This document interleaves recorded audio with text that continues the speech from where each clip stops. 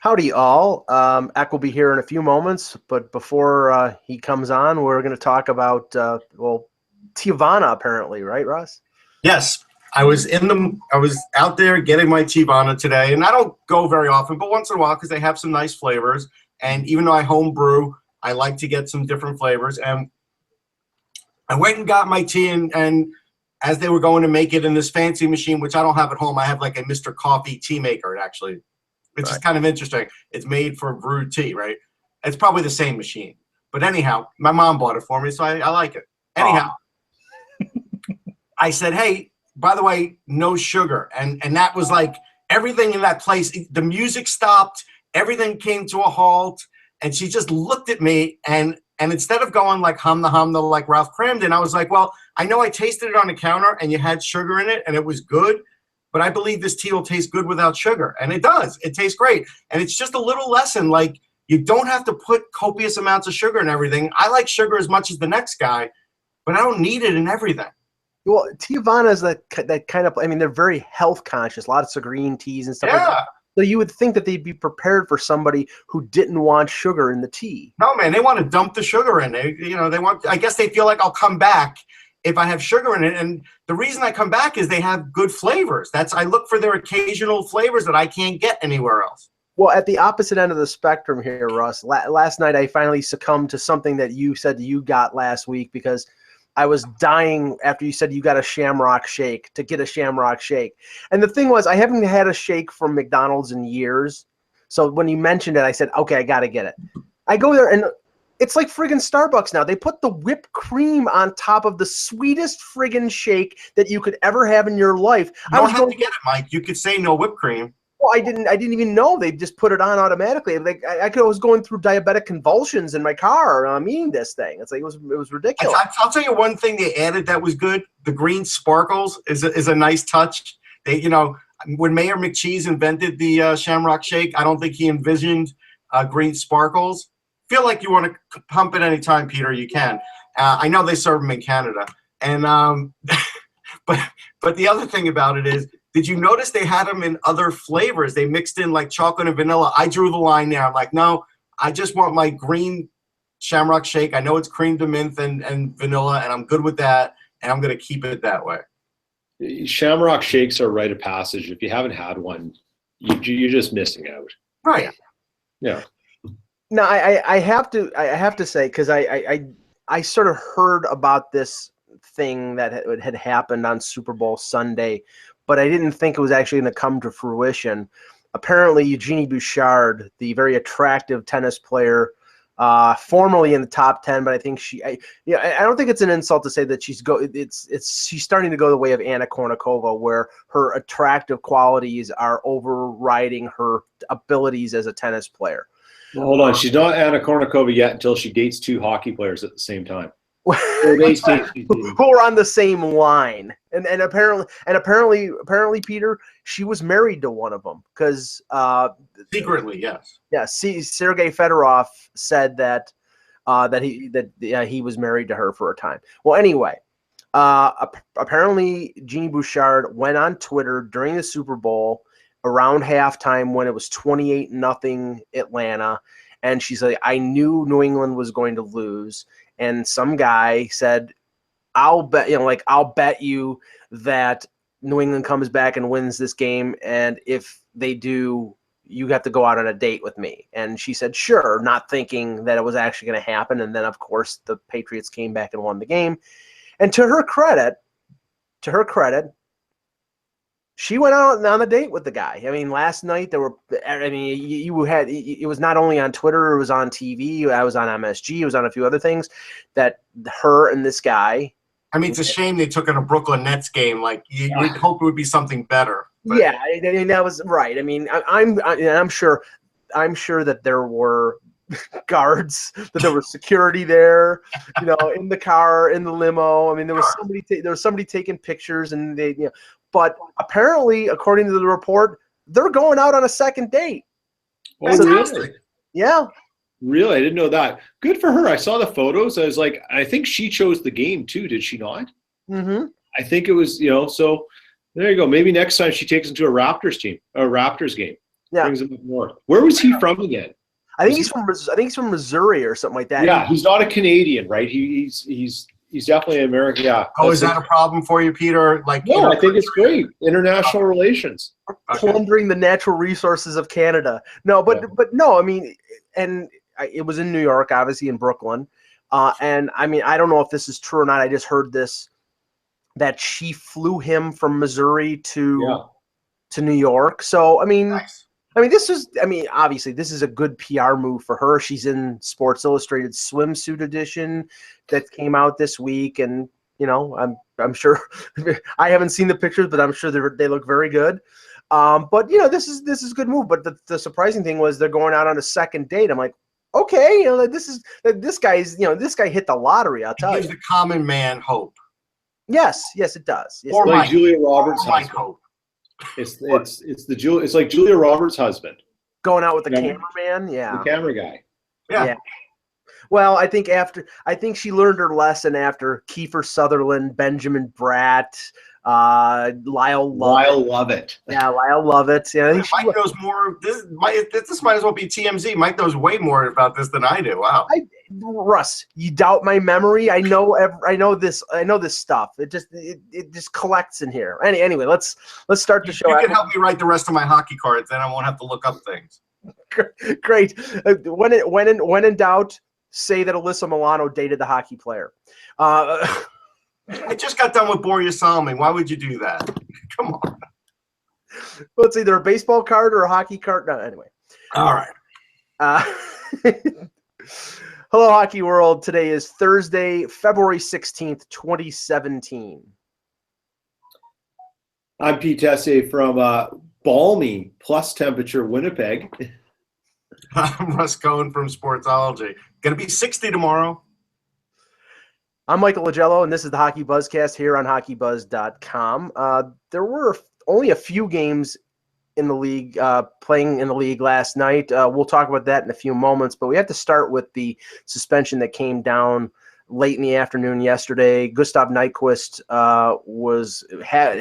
he was offered the chance to have an in-person hearing for the spear to the face of Jared Spurgeon of the Minnesota Wild, and the decision came down yesterday of a 6-game suspension, which usually an in-person hearing is 5 or more. And he was a first-time offender, so he was given 6. I thought he was going to get more, Russ. I thought he was going to get maybe 8 to 10 games because it was really a vicious spear to the face. Yeah, I thought more too, and I really do think that 6 is okay though. You got to start somewhere. This one doesn't bother me too much in the sense that I think 6 is fair. You know, there's so much about this that is problematic, and it's not really because that the penalty was wrong. It's that there's been so many other ones that are wrong in the past. So I think that's where the reaction's coming from. You know, on the Hockey Buzz Hot Stove today, I laid out the number 6 in about 12 different languages. And I said in any language it's still ridiculous. And it is ridiculous because it's just a systematic failure of the Department of Player Safety to get anything right when they do something. But he didn't have any priors, right? You know what? That's the thing. That's where here's the problem. Player safety is not the criminal court. Right. The criminal court is this thing that we system. No, but we've got this fake system now where priors matter, and that's why I kind of knew it wasn't going to be more than this because of that. Well, yeah, okay, I agree, but you know what? If we do that, then you can go. If we use that idea of priors mattering, then let's do the 3 strikes you're out for Rafi Torres.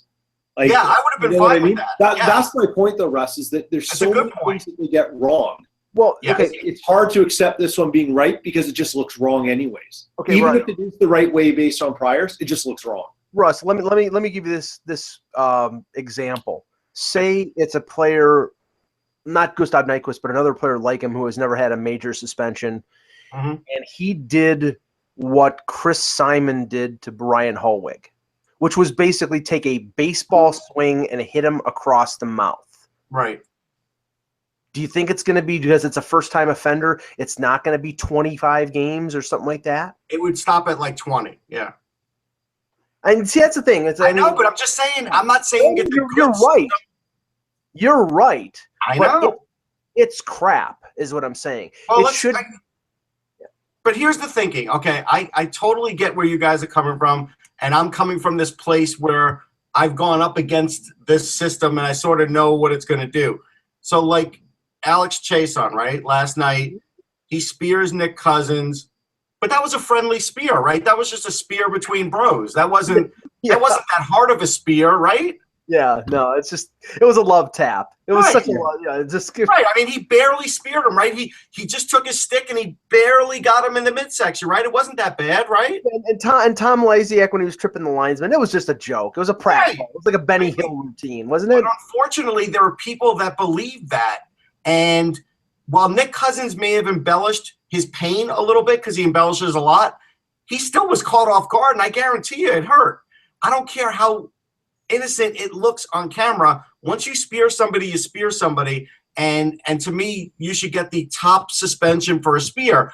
But again, the problem is if Chason's never been suspended before, which I don't think he has, he's limited as to what the system is actually going to give him, unless and I said it the other day, and I'll say it again, for the Vermette thing, I would have asked Gary Bettman to do what he did with Dennis Weidman and say you're suspended indefinitely, and then at some point let him off the hook. I would do the same thing for Chason, because whether you completed the job and really hurt him or you didn't, the point is that you did it.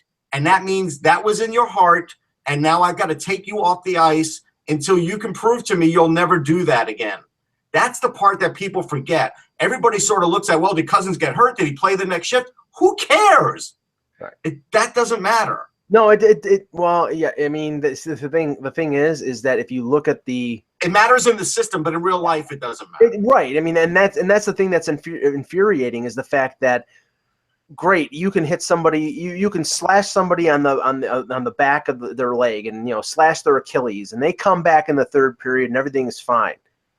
That doesn't mean that somebody slashing at the back of somebody's leg the penalty shouldn't be as much. If there's a knee-on-knee hit and the guy comes back, well, that's great, but still it was a knee-on-knee hit. Right. So I don't, and I think, Peter, the thing that happened in the last few weeks that didn't get penalized, that looks even worse now, is Marchand with the slew footing twice in a row. And I mean, okay, you can say slew footing isn't as bad as spearing. Well, if the guy rips his knee to shreds, it is. Absolutely. If he falls backwards and gets concussed, it is. Now, I don't know if you guys have seen it. There's a video out there on YouTube of Marchand, and it shows all the ways that he's come in and how he does this, where he basically comes in, nails a guy up top, and at the same point, his foot's behind him let's be real. Right. We didn't need a video to see that. That would be like a video of Brian Marchment showing us how he kneed everybody on the Dallas Stars. Like, we knew Marchand does this all the time, but they do need to do something about it, whether he's a popular player or not. I think the problem in this system exists in that if a player is not really injured, sometimes they don't get the right price for the crime. And that's the problem.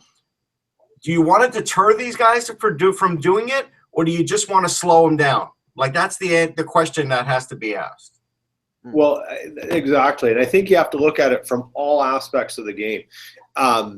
If you want a game that is based around skilled players having the freedom to do things, and you have a traditional old school hockey sense in mind that you have to have enforcement, you got to enforce it on the other side if you're trying to get rid of the enforcement. If you're new school and your change is coming, and you're not going to allow, or teams are being discouraged, the new reality of the NHL is, this diminishing enforcer rule, then the enforcement comes on the other side. And they're not doing that. And that's the biggest problem. Well, let's talk about some of the games last night. Russ, let's talk about the one you were watching. Yeah, we'll stay on the Flyers Calgary one. I've seen a lot of praise being heaped on Brian Elliott, but really it was a dramatic failure of the Flyers. With that spear, the Flyers had a 5-minute power play, of which 2 minutes of that turned out to be 5-on-3, and they had 3 power plays on the night and didn't score once with the extra man. And they looked so disjointed on the power play. It was embarrassing. Like, I don't know what they practiced at the Saddle Dome today, but because I think they had practice there today, or whatever, or if they didn't, wherever they were practicing, they need to practice the power play, because now guys aren't even sure what to do. Guys are losing their confidence. This defense-first system is not working. They've lost 4 out of 5, and now guys who are offensively talented are rendered really harmless to other teams. Nick Cousins was the best guy on the team last night. I like Nick Cousins and think he's a good player, but when you have players like that on your team and Nick Cousins is your best player, you got a problem. Was this going down the same road as the whole problem with Gostisbehere? I mean, we're assuming now it's team-wide now. This is team-wide now. Now it's sort of like, because now when you interview guys, they mention being responsible, where maybe before they didn't. And the minute that's in here, I'm telling you, I get that they're playing close games now, and you have to play close games down the stretch, but their offense is inept. It has gotten to the point where it's awful. Like, I want to say they have 9 goals in the last 7 games. Like, it's awful. Yeah, I mean, they outshot Calgary, though. Really? Yeah, but I don't even care about shots. Shots on goal, to me. I'm just saying, sometimes your goalie comes up big.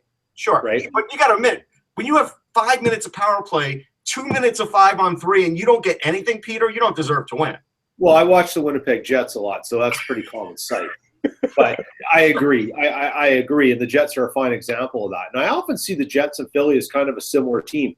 A lot of really good individual talent and prospects, but being held back in some weird ways. And I'm wondering if they have the same similar problems where there are players who just aren't getting with the program or what the coaches are selling. Actually, I don't think it's – go ahead, Mike.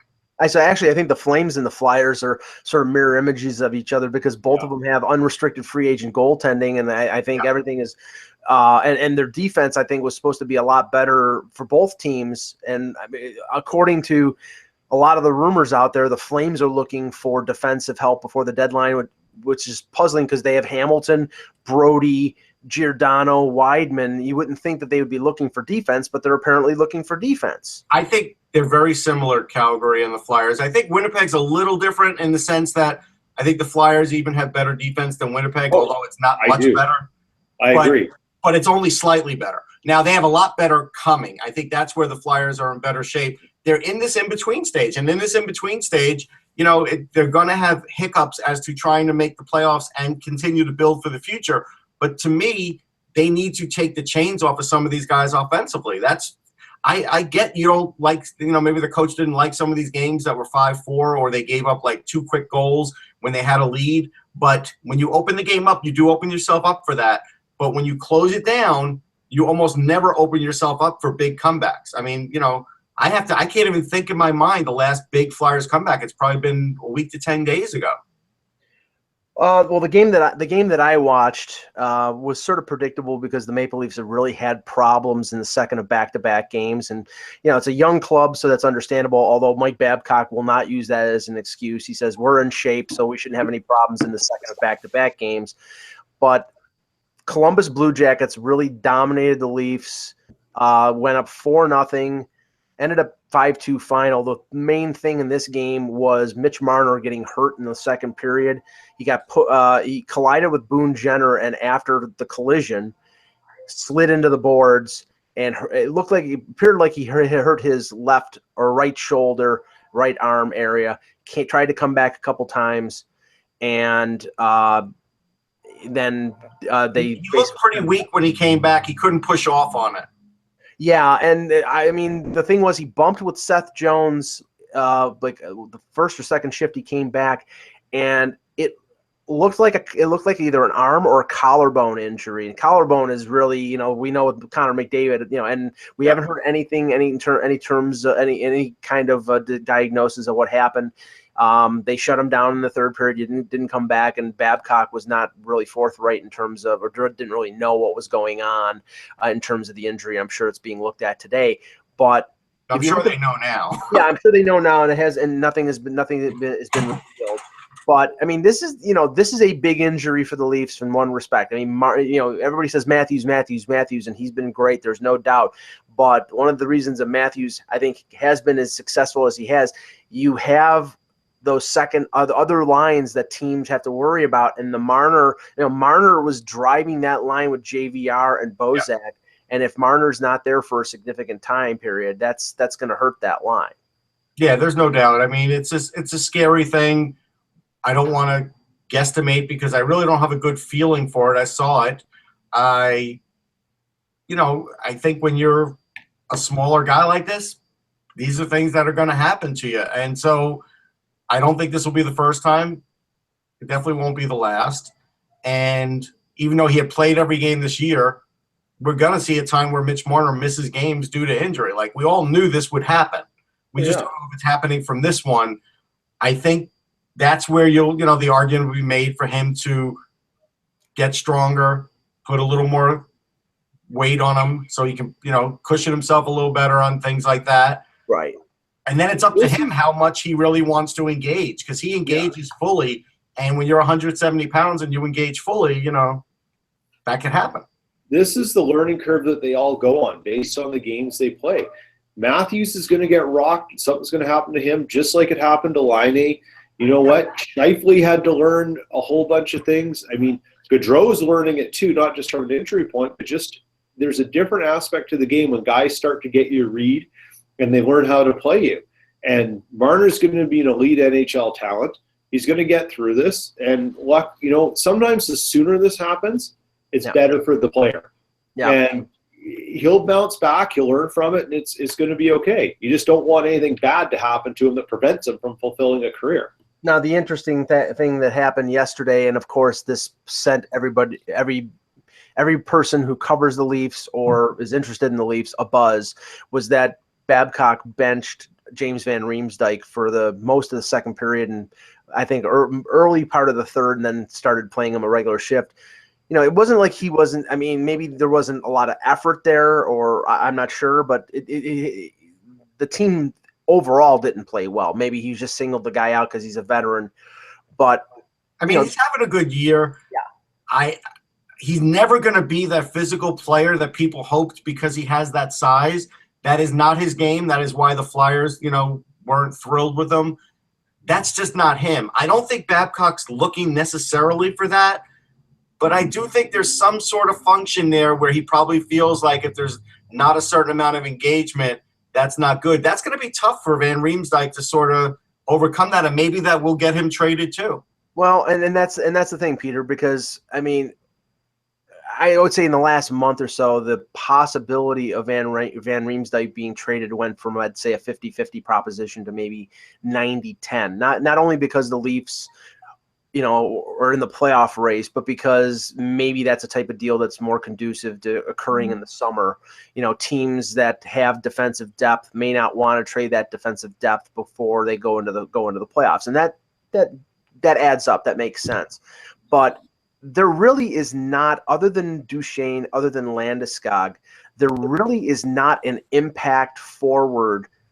You can say Martin Hanzal till you're blue in the face. Martin Hanzal is not an impact forward at the trade deadline. I think JVR, I think a couple other guys like that, maybe Patrick Sharp. Patrick Sharp, who you said back in the day, you said Butch Goring was not going to be an impact forward, and you were wrong. When I was 14 years old, I said that, Ross. That's right. No, but Goring's hallowed ground up here in Winnipeg. That's right. Is his helmet? Is it that bad helmet in the Winnipeg Hall of Fame? There are people with those helmets all over the place. They break them out on outdoor rinks. It's crazy. It's like people keep them in their closets just to show off. He's a good dude. I like Butch Goring. Jump right in. Go ahead. What's going on, guys? What's going on? How are you guys doing? Sorry about my delay today. Lots going on. It's getting really busy here. I apologize. We talked about the Flames and the Flyers. We talked about the Nyquist suspension, and we just finished talking about the Leafs and Blue Jackets. So we can talk about Carter Hutton with his second win in a row, or second shutout in a row, I believe. Yes, he's on my fantasy team and driving it. He's on your fantasy. Yeah, I picked him up, and I benched Carey Price like 2 weeks ago. Wow. It's a brilliant move by a brilliant strategist. I think that's questionable, but yeah. It's not questionable for the last 2 weeks. And once based on what's happened, you turned out to be a brilliant move, yes. Did I say Carey Price over Carter Hutton? I still have Carey Price. He's going back in. Don't worry. That's a trade Montreal makes any day of the week, right? Yeah. Yeah. All right. Okay. So let's talk about some rumors. Yeah. Got any? Let's get into some rumors, by the way. Hold on, let me bring up my notes because I'm sorry. It's just been great. I just got off the phone with somebody. You'd be amazed at what's happening in the hockey world right now. So let me talk to you about it. That would be a good idea. Well, okay. Well, I'll start with this. Yeah, a second while I bring these up. Okay, I'll start with this while you're looking that up. And there's something I've written about, and it's pretty common knowledge with what's going on with the Leafs right now. And this was an option that they could put into action before the deadline. They did it last year, and they may do it again.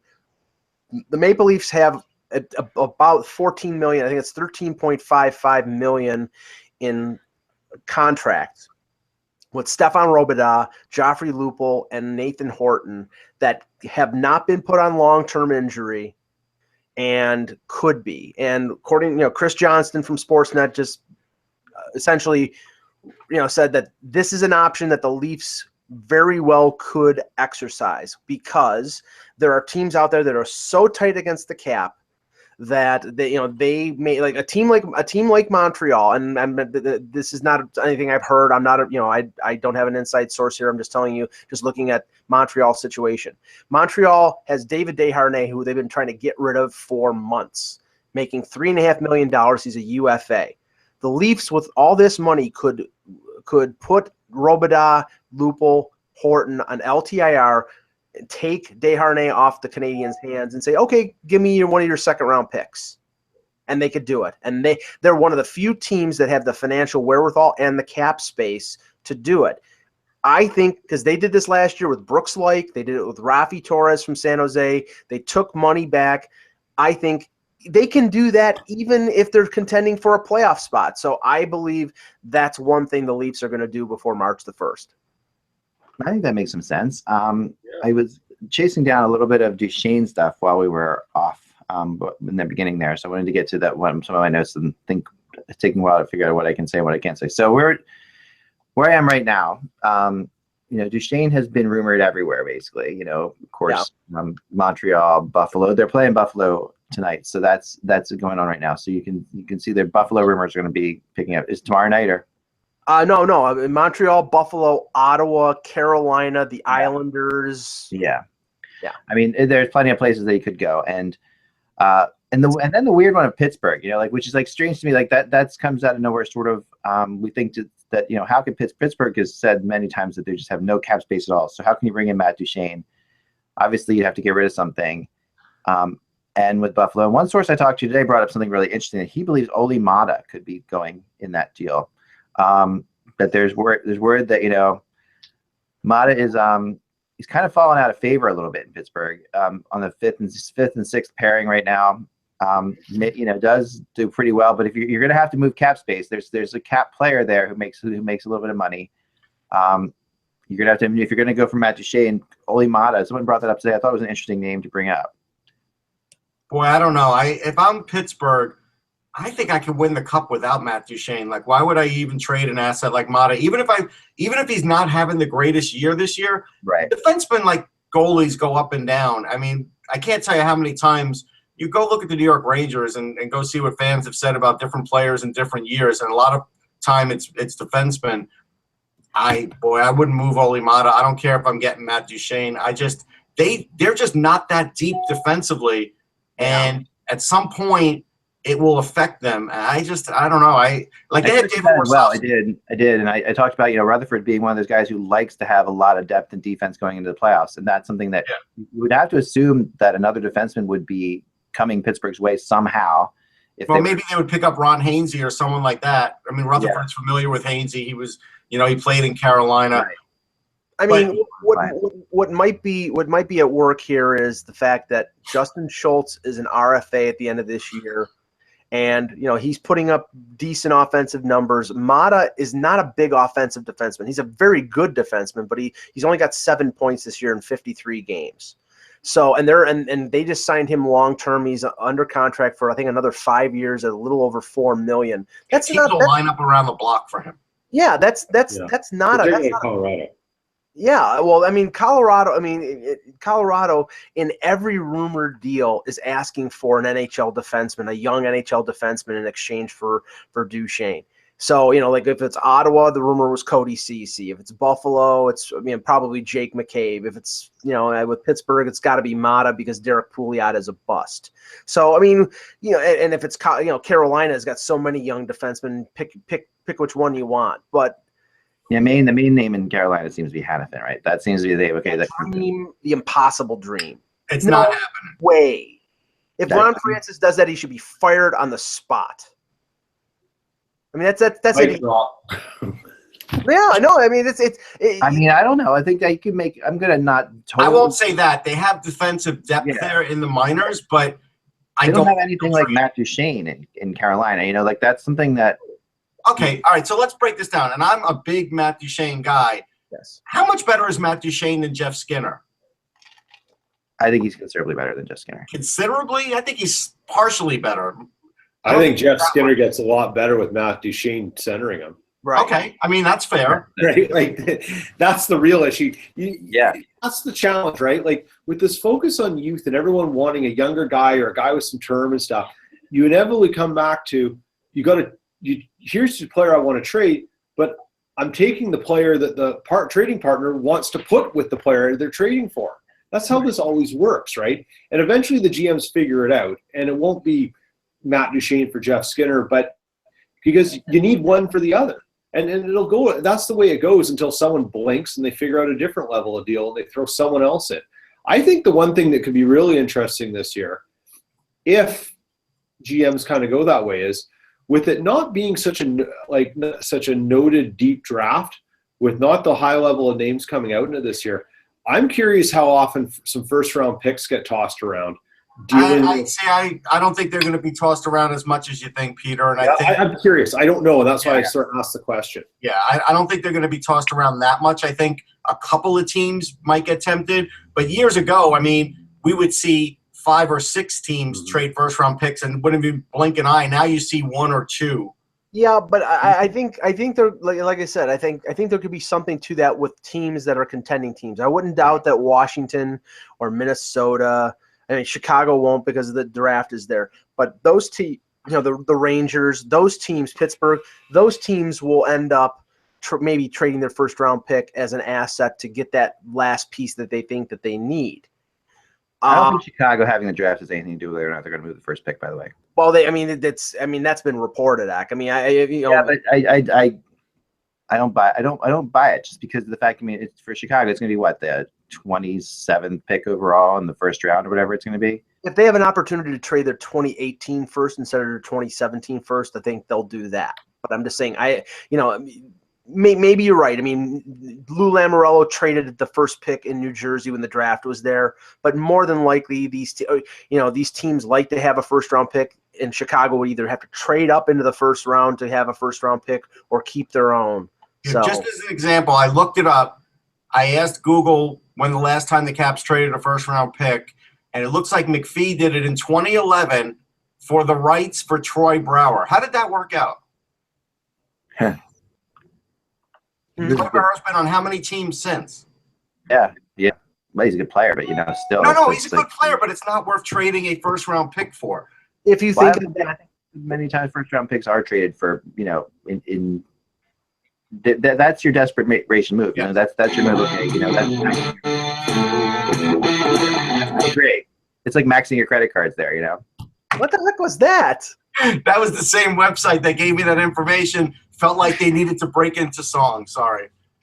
All right, let's. They to play a song from Crocus. Was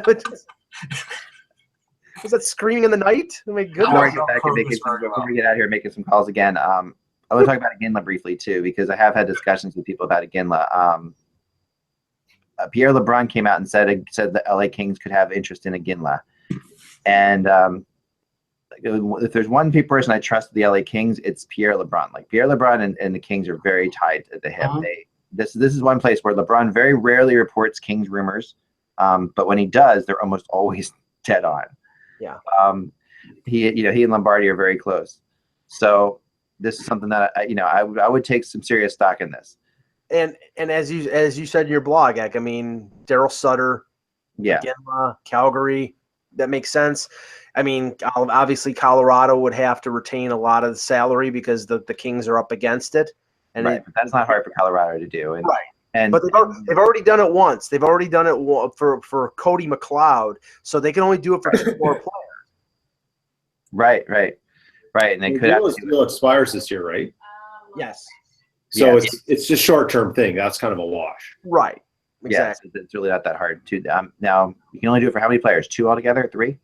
Three, and they've already done it for McLeod. So, I mean, the thing is, if they do it for a deal like this, if they have to do it to make a deal for a Duchesne or a Landeskog, or not to retain salary on them, but if there's another component in the deal that they would have to retain salary for, that could complicate things. So, yeah, I think you're okay because I don't think you're going to do it with either of those guys, and I think that you still have one more after this. I don't know, their cap space isn't that much of an issue for them. So, I look at it and I say, Adrian Kempe's not having the best year, but he's got 11 goals. I guess he'll be one of those players. The Kings just traded a defenseman, so I think Kevin Gravel will get more time with them. And Ledoux. But they can't trade a defenseman, really. And if that's what they're looking for Ginla, I don't see why the Kings would do that because they're not that deep on defense. They might have just enough. I think the defensive component is limited to those big deals for Duchesne and Landeskog.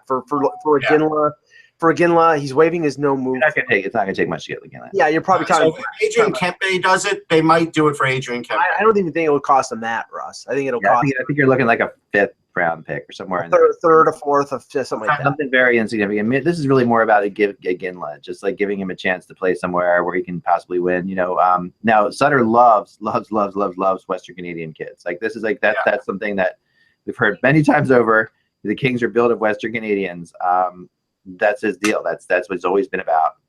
I'm just surprised that Ginla's value is that low. I mean, when you get him, he's going to be a contributor. You know what? He's 40-12. Like how old is he? Yeah, but it doesn't matter. I mean, it does matter. No, other than Pittsburgh, he's always effective. Yeah, but he's not effective right now. Yeah, that's not really effective. Why all of a sudden he magically becomes effective? Well, because all right, you go play in Colorado and see what you can do, Peter. He bring him into the room.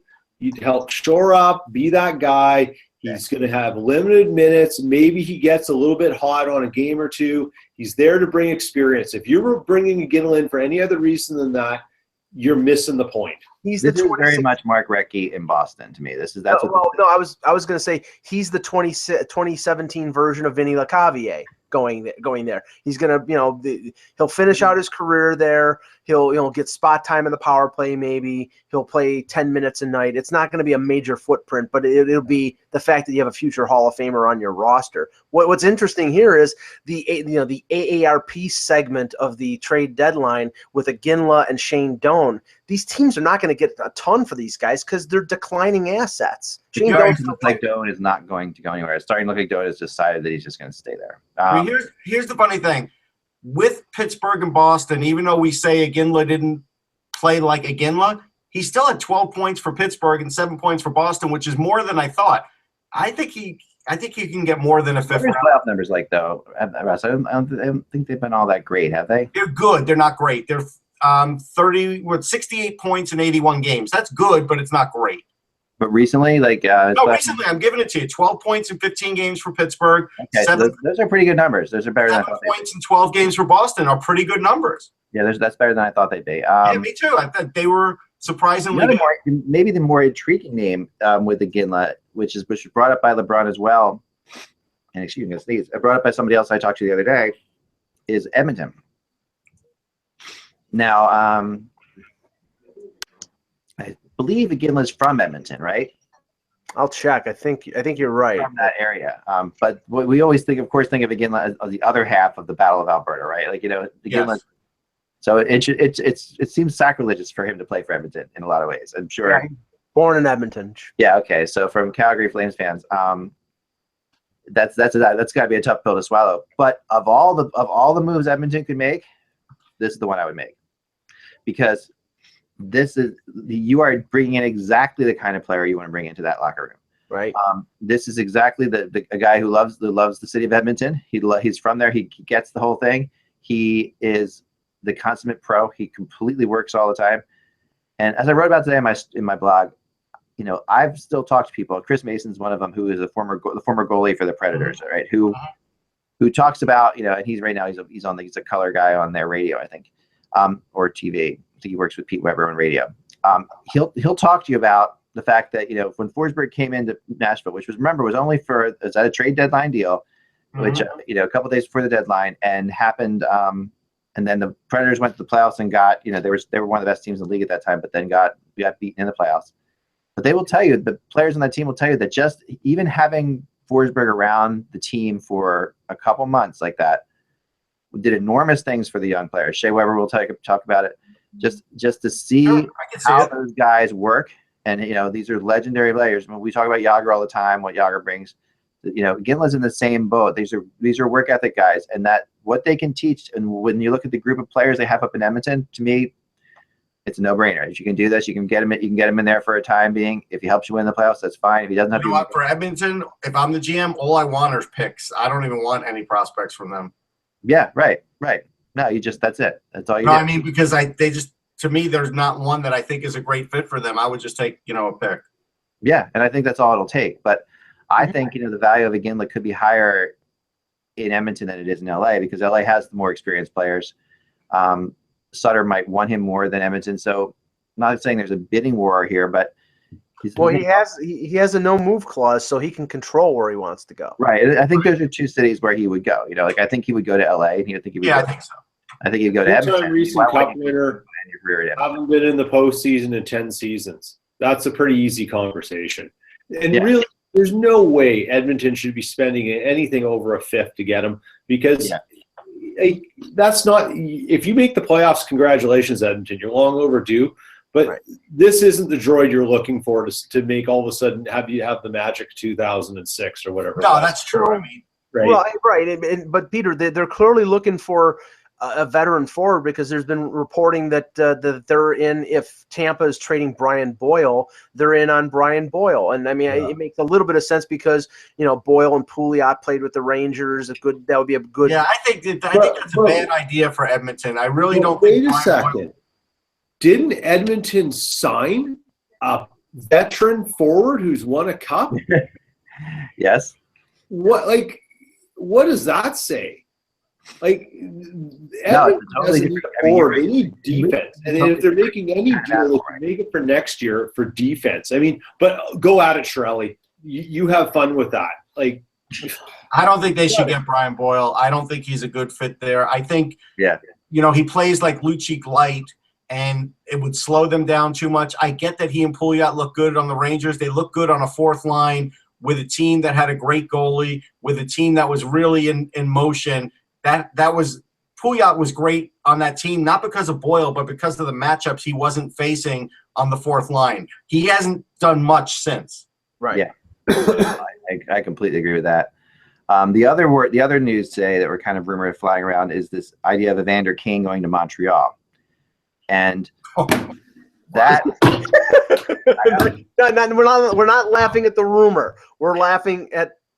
No, we're not laughing at the rumor. I mean, this is something that's very. I have heard for a long time now. Okay, that Montreal has been scouting the Sabres, looking at Evander Kane. But I also did hear, for 100% fact, that Therrien really had nothing to do with this. That this was something that Therrien went. Now, that was that's what I heard before. Whether or not this changes, I can't imagine it changes too much. But it's noteworthy that the reason that this was absolutely not going to happen before was Michel Therrien. Now you're looking at a Julian, and maybe does Julian feel like he can somehow be the savior that brings this Evander Kane, who's relatively I want to get Peter's unique perspective on Evander Kane, but let me just say this from the Buffalo perspective. There's been a lot of talk in the last week and a half to 2 weeks about since Kane has been hot. Yeah.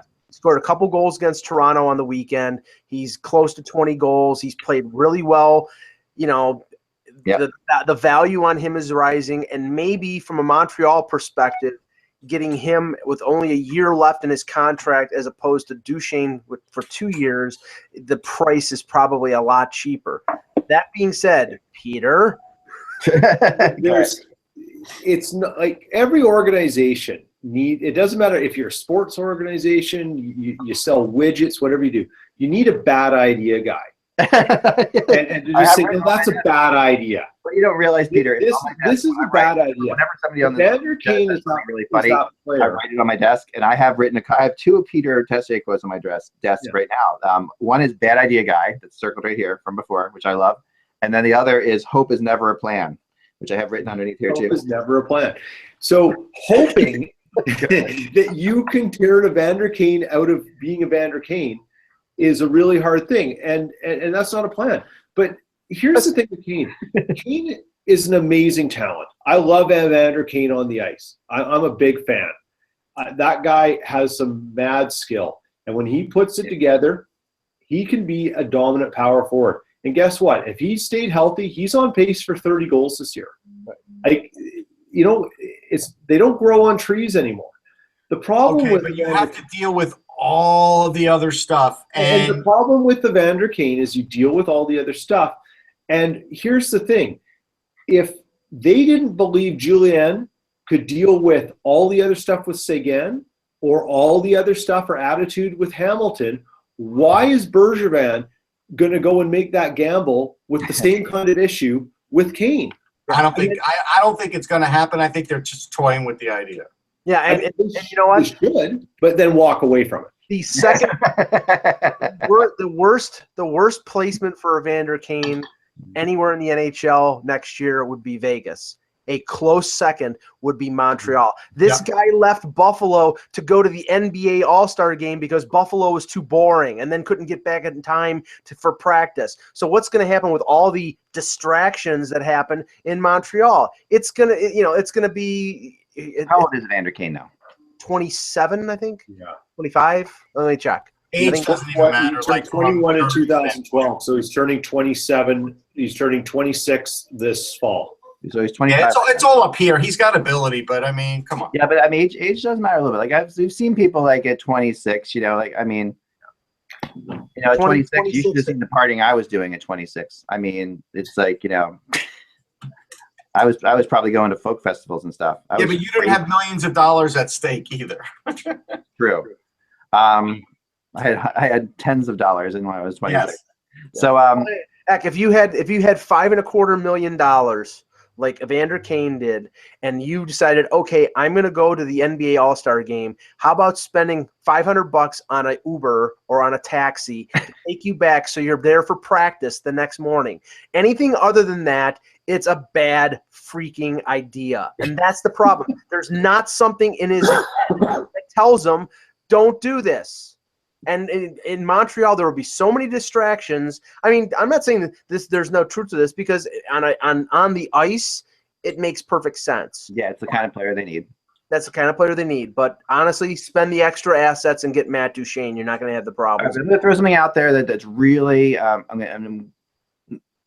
going to try to make a case here. This is going to be difficult, but I'm going to do my best here. I'm going to take the other side of this. Okay, so all right, and I'm not saying what I completely agree with everything you guys have said, but I'm going to try my best here because I talked to people about this who explained to me from their perspective as to why this could happen. All right, so forget it. I can't do it. Wow. No, I'm just kidding. I'm going to do it. Okay, here we go. All right, Alexei Kovalev. Okay, remember Alexei Kovalev? Let's start there. All right. Alexei Kovalev was a Ranger. Called by Wayne Gretzky, right? One of the most talented player he'd ever seen, or something like that. Some ridiculous quote that cursed Alexei Kovalev for the rest of his career. Alexei Kovalev did have all kinds of crazy talent, but was sort of run out of New York on a rail because he was so I think they just got frustrated with him, which really is fine. frustrated with him, right? And he was aloof, but he wasn't dangerous. He wasn't going out and partying aloof. He was just aloof. No, he was not partying. He goes to Montreal, who adored him. All right, and in Montreal, I mean, to the point where they held a parade to try to keep them from letting him go at the end. Remember this whole thing. So, now fast forward through to Alexei, to Radulov, Mr. Radulov. Okay, so Right. Radulov comes into town, another player who was run out of town in Nashville because there's all kinds of issues. Right, comes to Montreal, and again they adore him in Montreal. Right. They like their characters in Montreal. They like people with. They don't like their players to be plain and bland. PK Subban loved in Montreal. But those guys have a good work ethic. Evander Kane does not have. Even Kovalev had an amazing work ethic. Radulov, I would not say has a good work ethic. I think he has a better work ethic than Kane. I'll tell you that. I don't know. I mean, just from talking to people who were around the Predator situation with him, at least maybe he's changed. I think he's changed. I think he had to go away and come back again to change from that. Where's Evander Kane from? Vancouver. Yeah, Vancouver, right? And they don't want. Nobody wants to send him there because they're afraid. Right. Oh, So, no, I know on good authority they refer to him as a bad seed. is it possible, okay, that so many wrongs could make a right in Montreal? That this could be the situation where this is like a guy who, for whatever reason, is eccentric enough, and they just find his act just interesting enough to talk about all day long and charming enough. Okay, other than the late night bar play of Alex Radulov in Arizona, there were never any off the ice problems with him. I don't think that's true. Okay, but that's the one that was most publicized. Well, that's the one of what we know. That's the only incident that we've heard of. Right. There was never anything with PK Subban. There was never anything with Alexei Kovalev. There was stuff with PK Subban too, and there was stuff with Alexei Kovalev. I mean, PK especially, there was stuff there. But not to the extent of what has happened with Evander Kane in Winnipeg, with the locker room problems, with the tracksuit, and then all of the two separate instances in Buffalo. So I mean, one in Vancouver too. So I mean, we're talking about a guy with questionable character issues. Here's what I would say about that. The Mets in '86 had a bunch of good guys and a bunch of bad guys. Yep. But the only difference was on the good guy side was a guy like Gary Carter who had all this experience winning and knew how to keep these guys who get in trouble in line. And one of the good guy, bad guys was Keith Hernandez, just because Keith liked to party a little bit, but also knew what it took to win and did everything he needed and kept everybody else in line. Who in Montreal is going to do that? Shea Weber. That's it. He's the only one. There's not enough of them. I mean, Brian Gianta too. I mean, no. All right. There's not enough voices like that, like Marc Messier voices that basically read you the riot act when you get there and say, do not fall out of line or else. I don't think they have enough of those guys. Yeah, you've got too many. And see, the thing is, you've got a ship of rats there. You've got too many Andrew Shaws and Brendan Gallaghers and Alexei Emelins that act that. Now, maybe they don't act that way in the locker room. I think actually, I'll be fair to Gallagher. I think he's a good locker room guy. Oh no, you're right. I'm just saying on the ice. Yes. They're very good locker room guys, but I'm talking about what they do on the ice. And there's also some impulse control problems with Evander Kane on the ice. He does tend to take stupid penalties and get in trouble. So I mean, this is a team that has aspirations of winning a Stanley Cup. If you're going to try to win a Stanley Cup, get somebody who will not cost you games. Evander Kane may score goals, but I think he'll end up costing you games as well. On that note, Mike, you used the term ship of rats and then followed it up with costing you games. There is also a rumor that Montreal might be interested in Alex Burrows. Now, Burrows I could see. Yeah. Because Burrows really doesn't have any issues off ice, or at least not to the Kane degree. Burrows does probably fit well with what they want to do. I would risk more on Burrows than I would on Kane, even though he has less goal scoring ability. And the cost would be significantly less. Significantly less, yes. the UFA. If Vancouver decides they're going to, I mean, they may not move Ryan Miller because Zach, you said, and you're right. Yeah. And maybe somebody they want to keep going forward. So I trade. Tim Murray's going to have to get a good return for Kane, or it's not going to look good. Now, the only thing, the one credible thing about, the thing that makes the most sense about this Buffalo-Montreal is the fact that Montreal has what Buffalo is looking for. Buffalo is looking for defense, and Right. Montreal has Juleson, and they're not going to trade Sergachev, but they have Juleson, they got Sergachev, they got Beaulieu. They have young defense that the Sabres might be interested in. So that could conceivably work. That'll get them talking. There's no doubt. But I have a feeling anybody who trades for Kane is going to trade. Like if it's pick wise, it's going to be on a conditional basis. Yeah, it would have to have some kind of condition to it for sure. That I was told too, and it is going to be not. I mean, it is not expensive. I mean, there's a possibility, and he is a 20 goal scorer, which is something right now in this NHL. No, I mean we're not. See, we're not. I don't think any of us are doubting his potential. And Montreal takes this is the kind of move that Bergevin. I could see Bergevin doing. It feels as if like he is a bit of a gambler, Here's a funny thing. I'm going to give you a quiz, and this is kind of surprising to me, but it's not, but it is. So how many playoff games has Evander Kane played in? None. 0. Right. Yeah. Now, was he hurt when the Thrashers went? He was, Yeah. right? So he's never played in a playoff game in the NHL. He wasn't even drafted when the Thrashers made it. Oh, that's right. Was he that one year they wasn't there yet? Yeah, and then he got traded. 2009. So yeah, you're right. Yeah. He wasn't even drafted yet. But I'm just saying. I mean, that's risky.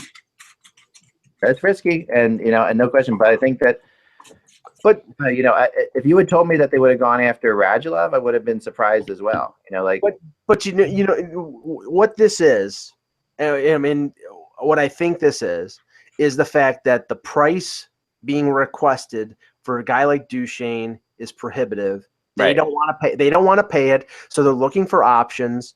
And Kane is a plan. Kane is a plan B. You've mentioned Sharp before, Eck. Yeah. Sharp is a plan B. Yeah. But the thing is that this is where Bergevin has got to stop. You're contending for the Stanley Cup or you're not, and if you are, go out and make the damn deal. I think they did make the deal. They got Claude Julien. I think they're going to go very light in the trading. That's what I think. Well, Russ, and you may be very well right, and if you are, then Bergevin's neck is on the chopping block. I don't care. But you know what? But the funny thing is that again, what is he really going to get not at the expense of killing the little bit of players that he has in the pipeline? They don't have a huge pipeline, but they have some players now, which they didn't have before. What are you going to get that's going to really get you to the Stanley Cup and not leave you void when it comes to the cupboard? I don't think he's. I'll just say this: Martin Hanzal is not the final piece. Right. I agree. Martin Hanzal is not the Butch Goring of 2000. No, I don't think there's a Butch Goring out there. That's what I'm saying. I don't think there's going to be, even. Again, after watching the Blues last night, I'm more convinced than ever that, we're going to be 3 hours into trade deadline day and still talking about Shattenkirk. Yeah. No, we are. I've got some interesting trade deadline. By the way, our trade deadline show will go on as well as it usually does, but I might have some interesting guests coming on. Okay. That I'm dealing with today, some people that will be kind of fun to talk about. Like Kermit the Frog? I heard Kermit the Frog. That was a rumor. We have him over there. Yeah, he's definitely here. We've just like James Dolan has banned Rust the Chicken might return. I was just saying, just as James Dolan has banned Charles Oakley from MSG. Now the ban was lifted, Mike. We have banned Rust the Chicken. Oh man, you better not say that. Rust the Chicken's right over there. I can see him. You don't want to do that. Banned. You don't want to do that. So someone brought this up to me today. I got this sent, but do you guys know who Taylor Kitsch is? Yes. No. Lady Gaga's boyfriend. Is he Lady Gaga's boyfriend? I didn't realize that. Yeah. All right. I remember him as Tim Riggins from Friday Night Lights, the television show. Okay. Yeah. All right, so he was. You remember that? This is him right here. I'll show you a picture. Okay, so here we go. And there's a reason I'm doing this. So, all right, believe it or not. So this I've never watched this the is Tim show. Reagan's. Okay, Taylor Kitsch. I know who the kid is. Okay. Right. He's like, and the way he talks in Friday Night Lights is like, he's like the stoner type guy. He's drunk all the time, stuff like that. He looks and talks strikingly similar to who in the NHL? Well, he's from Kelowna, so Yeah, he's from. His weird thing is he's a Canadian playing an American in Texas. This next Right. is an American who plays hockey in the NHL. So and I saw this guy interviewed the other night after the incredible performance that he did, and it was on I think it was on NHL Network. You probably would have seen it if you watched like NHL on the Fly or maybe even That's Hockey up in Canada. Yeah. But he this looks is my like pet peeve, though. Canadians need to stop coming into this country and playing Americans. They do too good of a job, and we don't even know you're Canadian. I wouldn't even have known this guy was Canadian. It bothers me. there ought to be a wall. There ought to be a wall, Russ. If there was a wall separating us from Canada, everything would be He fine. can't be from Kelowna because he's not wearing a puka shell necklace. But I talked to somebody about the wall in Canada, and the funniest line I've heard all year about like the Trump and the wall and everything about Canada is like some Canadian says, "I live near the border, and I'd welcome that wall for some insulation up here. It'd be a lot warmer." I thought that was great. So who does he look like, Ak? All right, he looks like and talks like John Gibson of the Anaheim Oh, Ducks. really? oh my Which is God. weird because John Gibson's an American. Right, that's what I'm saying.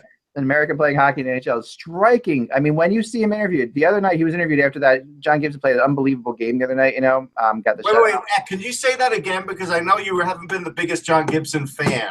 I know I'm not the biggest, but Taylor Kitsch looks like John Gibson, who played an unbelievable game the other night in his shutout. Really impressive, right? So I forget who he was. He shut out, but it was a couple nights ago.